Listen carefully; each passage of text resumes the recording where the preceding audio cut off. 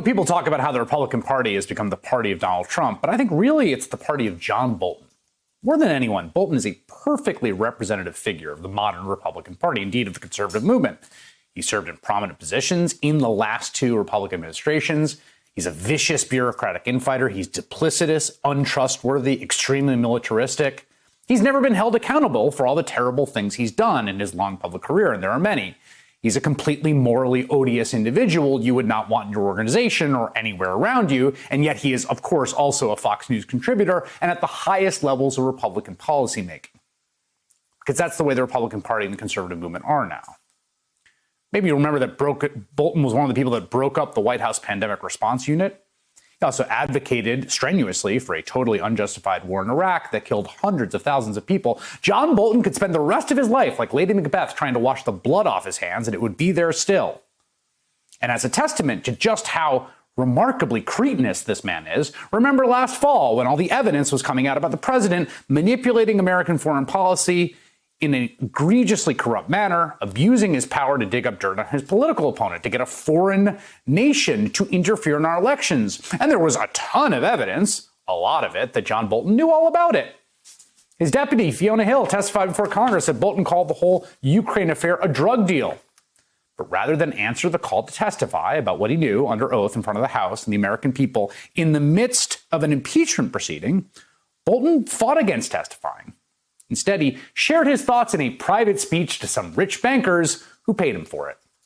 He also held out for a $2 million book deal. And now Bolton is attempting to literally cash in on betrayal of his country. Again, all of which is par for the course for the modern Republican Party. Now, the revelations in the book, they've been reported, to the extent you can call them revelations, they're exactly what you would think. Bolton says Trump did not want to send funds to Ukraine until they sent him dirt on Hillary Clinton and Joe Biden, just as he was accused of doing and acquitted by the Republicans in the Senate. Bolton says Trump told the Chinese premier to go ahead and build concentration camps for the country's Muslim minority. Attaboy. He also says Trump pleaded explicitly face-to-face with Xi, China's premier, to, quote, ensure he'd win the coming election. Wow. Guess what? Donald Trump is exactly as terrible as we thought he was, and John Bolton is exactly who we thought he was as well. Because he didn't say anything about any of this when it happened. He was sitting there the whole time, all these horrible things he's now made $2 million off of. Instead, what he did was he lobbied for over a year to get in the position of the administration, then immediately started working on a book that he could sell instead of telling the American people they were in grave danger because the country was being run by an immoral brute. There are lots of people with every reason to be utterly furious at John Bolton, every American citizen, but maybe no one so much as our next guest. Joining me now is Daniel Goldman, who served as counsel for the House Democrats during the impeachment of President Trump. Dan, what do you think about, I cannot think in my mind of a precedent for this, of someone who has information material to something as high stakes and important and grave as a constitutionally, blessed impeachment proceeding, who keeps it so that they can sell a 7-figure book deal, and then turns around in the book and criticizes Democrats. I want to read you this. This is amazing. That had Democratic impeachment advocates not been so obsessed with their Ukraine blitzkrieg in 2019, had they taken the time to inquire more systematically about Trump's behavior across his entire foreign policy, the impeachment outcome might well have been different. Well, thanks, John. What do you think, Dan? Well, that's exactly right, Chris. We would have loved for John Bolton to come in and tell us about all of the other malfeasance and misconduct that the president was entertaining during Bolton's tenure there. And in fact, if he had come in and testified, as he was requested to do, then we might have expanded the investigation beyond Ukraine.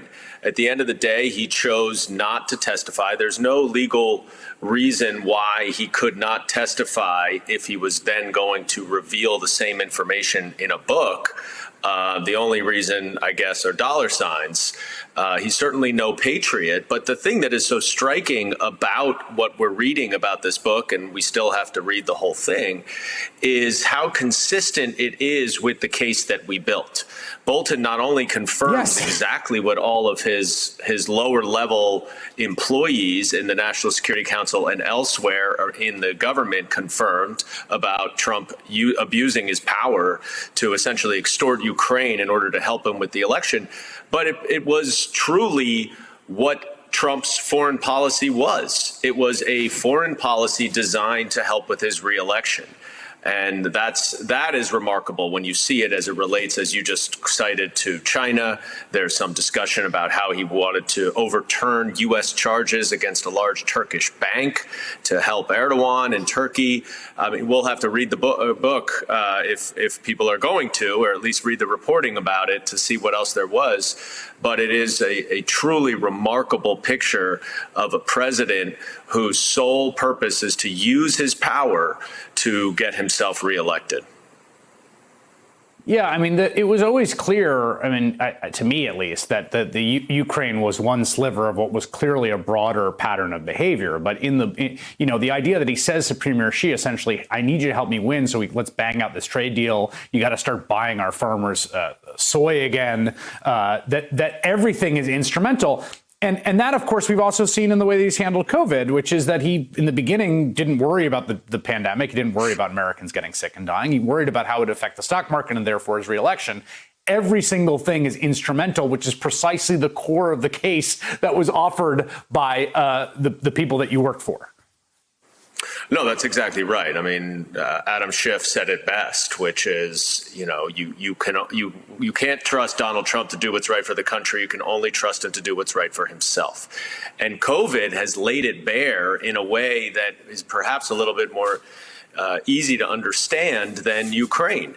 You mentioned the stock market, but you'll recall even at the beginning of the epidemic, at the time, and ultimately the pandemic, he didn't want the cruise ship to land because he didn't want the number of positive tests to go up, as if he was going to miraculously evaporate the disease. And then later on, he started to effectively use the same kind of extortionate conduct that he did with President Zelensky of Ukraine against the Democratic governors in order to withhold aid to them that they needed for the pandemic. So, there's an old saying that I think Maya Angelou said, believe people when they show you who they are the first time. And John Bolton's book just confirms what we saw of Donald Trump in Ukraine, what we have seen of him with the pandemic. It is, and Bolton said it in at least one of the excerpts that I was reading today, that he truly believes, Donald Trump apparently truly believes, that the national interest is what is in his personal interest. He has completely assumed himself as the state. And it's a very, very dangerous situation in a democracy founded on the separation of powers.